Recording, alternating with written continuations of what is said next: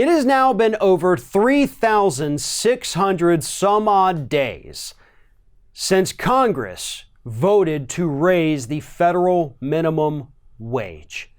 The last time that a minimum wage increase went into effect on the federal level was July 24th, 2009, and that was an increase that was voted on actually in 2007. So since 2009, the federal minimum wage, which is the minimum wage that 21 different states in this country set their minimum wage to, is $7.25 per hour. $7.25 per hour. If you're doing the math at home before taxes, that's $290 a week. That's crap. We have now entered the longest stretch in American history since the federal minimum wage was established. This is the longest period in history since it has been raised.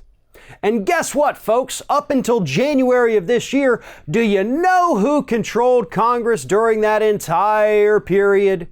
With obviously the exception of 2009 when it went into effect. That's right, Republicans. Republicans have been calling the shots in D.C. since then. They're the ones who have refused to bring this to a vote. But don't get me wrong. Oh, there is plenty of blame to go around for some Democrats there too, because right now there's actually proposals in Congress to raise the federal minimum wage to $15 an hour.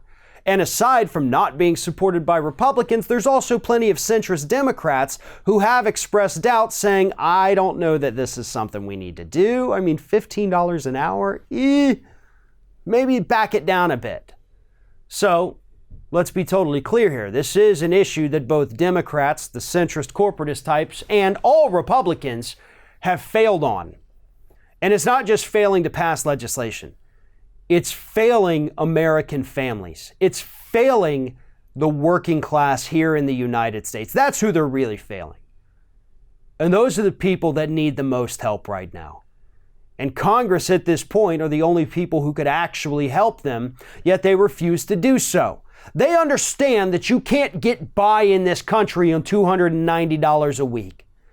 You cannot support yourself, and you damn sure can't support a family on $290 a week.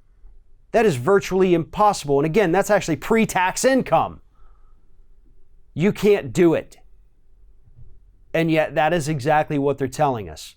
Because when this increase went into effect on July 24th, 2009, $7.25, even back then was crap. But it's the best we could get, I guess.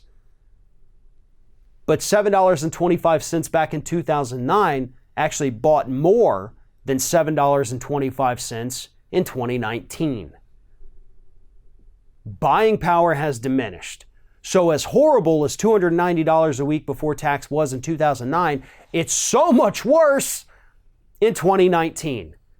And Congress still isn't doing anything about it. Most of that has to do with Republicans not wanting to increase the minimum wage, but some of it also has to do with those centrist Democrats saying, no, minimum wage workers shouldn't get $15 an hour. That's absurd. No, what's absurd is living in supposedly the wealthiest country on the planet, right? The best country on the planet. And we're sending people straight into poverty by refusing to increase the minimum wage. This is an easily fixable problem. It is a problem that would have huge economic benefits throughout this country.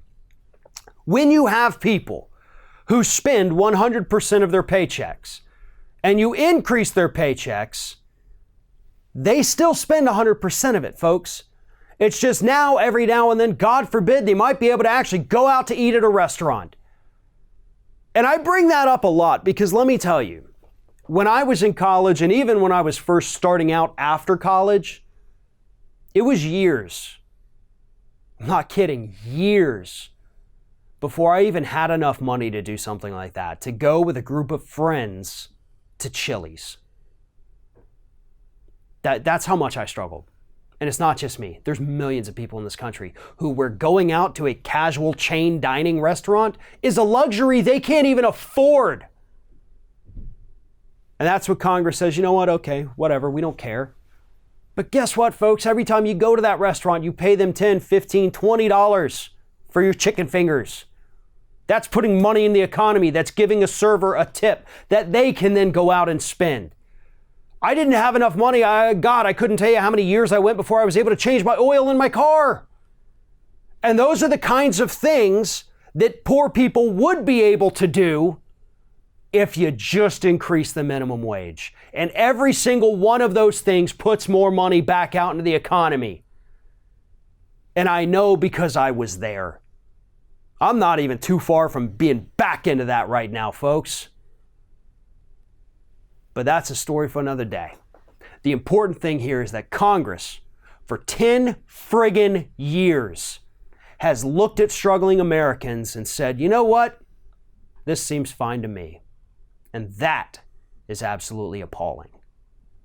Thanks for watching, everybody. And don't forget, if you like what you see here, like, comment, share, and subscribe to our channel. And now you can also become a member of Ring of Fire and get exclusive early access to certain Ring of Fire videos all throughout the week. Just click on the little join button right below the video.